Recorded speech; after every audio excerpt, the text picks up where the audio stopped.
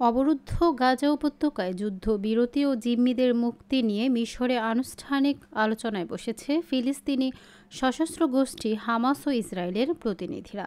এতে নিজেদের প্রধান কিছু শর্ত জানিয়েছে সশস্ত্র গোষ্ঠীটি, খবর আল জাজিরা।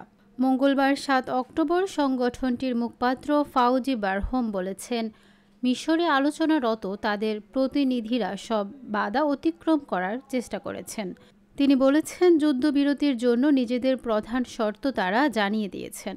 সেগুলো হলো, একটি স্থায়ী এবং পূর্ণ যুদ্ধবিরতি কার্যকর করতে হবে।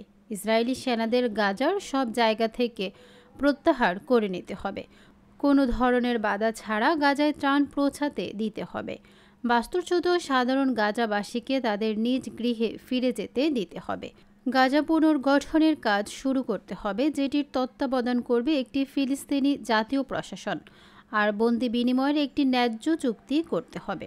ফাউজি বারহোম অভিযোগ করেছেন, ইসরায়েলি প্রধানমন্ত্রী বেঞ্জামিন নেতানিয়াহু যুদ্ধবিরতির সম্ভাবনা আটকানো ও ব্যর্থ করে দেওয়ার চেষ্টা করছেন, যেমনটা ইচ্ছাকৃতভাবে তিনি আগে করেছিলেন।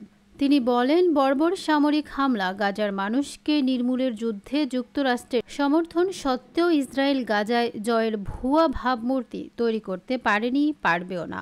এছাড়া হামাস এই যুদ্ধবিরতিতে আরও একটি গুরুত্বপূর্ণ দাবি তুলে ধরেছে। সেটি হলো দীর্ঘদিন ধরে কারাবন্দী থাকা তাদের শীর্ষ নেতাদের মুক্তি। এর মধ্যে আছেন মারওয়ান বারঘৌতি, আহমেদ সাদাত, ইব্রাহিম হামেদ, হাসান সালেমে এবং আব্বাস সাইদের মতো গুরুত্বপূর্ণ নেতারা। পূর্ববর্তী যুদ্ধবিরতিতে ইসরায়েল এসব নেতাকে মুক্তি দিতে অস্বীকৃতি জানায়, কিন্তু হামাস এবার স্পষ্টভাবে জানিয়েছে, এই নেতাদের মুক্তির জন্য এটিই তাদের শেষ সুযোগ।